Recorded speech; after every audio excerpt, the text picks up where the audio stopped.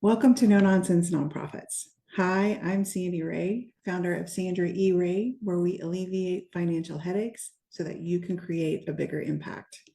Today, we're talking about key performance indicators for your organization. What should you be tracking to help you understand what's going on in your organization?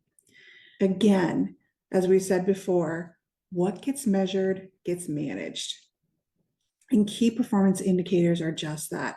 They're measurements that help you maintain your focus on your goals. And they can be anything, but they are best if they are simple and easy to pull from your existing data. Now, there are several types of key performance indicators, and we've grouped them together. Of course, I'm going to start with the financial ones. Now, we've done a whole video on financial ratios, and any of those can be used in your key performance indicators. You can look at that other video, you can select from those, but I've got a few more here that I wanted to add that focus mainly on fundraising. And those are the number of gifts secured over time, just looking at the number of gifts actually received. And then, of course, the dollar of gifts, the dollar amount of gifts over time. We want to track that total dollar received over time and compare it to the same time period in the past. Donor retention rates are important for our organizations. Also, tracking the number of lapsed donors and understanding why they're lapsing is important to us. That lapsed donors is a normal part of fundraising, but we don't want that to get extremely high. That may indicate that there's a problem that we need to address. One of the things we talked about in the financial ratios that I wanted to mention here because it's important is fundraising rate of return. That's basically the net income of our fundraising, which is our total fundraising minus our direct expenses divided by our total contribution revenue. I think we went about it the other way where we did the cost divided by the total revenue. But either way, you want to be raising like 80% on the dollar. You only want to be spending 20 cents on the dollar for fundraising costs. So if you're doing the fundraising ROI, you're taking your net income from, which is your total contributions received minus your direct fundraising cost, you want that to be about 80% so that you get that 80 cents on the dollar. And then, of course, we want to be looking at our total operating surplus and deficit. Now, that's operating costs, let's not include the investment income or any other income that's not related to operations. We are talking about our overhead, our executive director's salary, our payroll department, those kinds of things. We want to make sure that our fundraising is covering those costs as well. And if it's not, are we focusing on programs too much and have plenty of money for programs, but we don't have enough money for operations? So those are the kinds of things we want to be looking at. Another group of KPIs I want to talk about is marketing. Now, I'm not a marketing person, but this does affect our fundraising dollars and our ability to raise money. So we're talking about looking at number of engagements by channel, and by channel, ways of communicating with our constituents or our donors, or just anyone out there who's interested in our organization. And that can be via email. Maybe we're doing a newsletter. There's a link in our newsletter for people to click back and ask questions. The chat function on our website, our social media engagements, of course, phone calls, things like that. Are we able to track those kinds of things in our fundraising software? We want to look at the number of page views that we're getting for our website. And we want to know the email open and click-through rates. Those are important. Now, understand, sometimes if you're doing a bulk emailing, an open and a click-through rate could be very low, but still be successful because email is the cheapest way to communicate with people.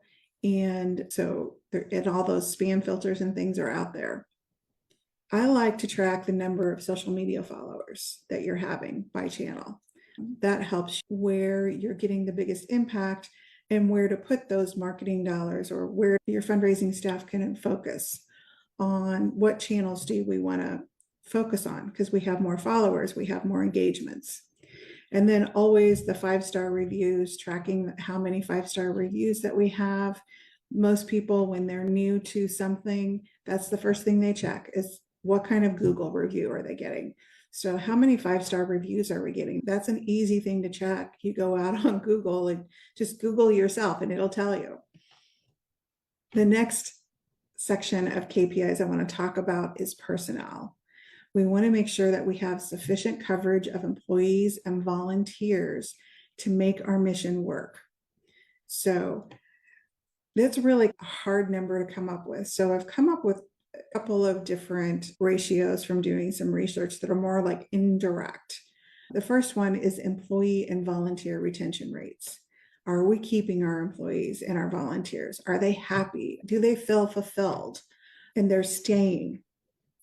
The next one is absenteeism rate. It's a little bit like a step under the retention rate, where how often are employees or volunteers not showing up?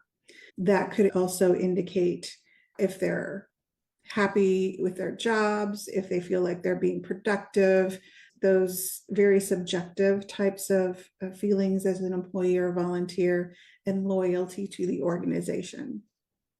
And then finally, you could just ask them. Maybe you have an annual survey, a quick little survey that you do, that just asking them anonymously, how satisfied are they with their job performance? Maybe have a fill-in thing. What could we do better?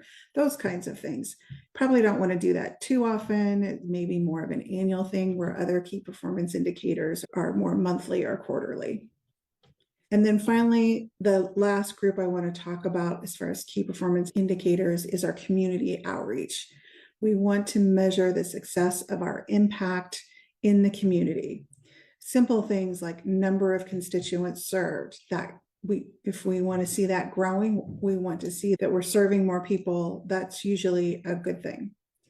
Again, you can ask a survey, have a constituent satisfaction rating, maybe the beginning of the program versus the end of the program, or in the middle of the program, or once a year, or something like that.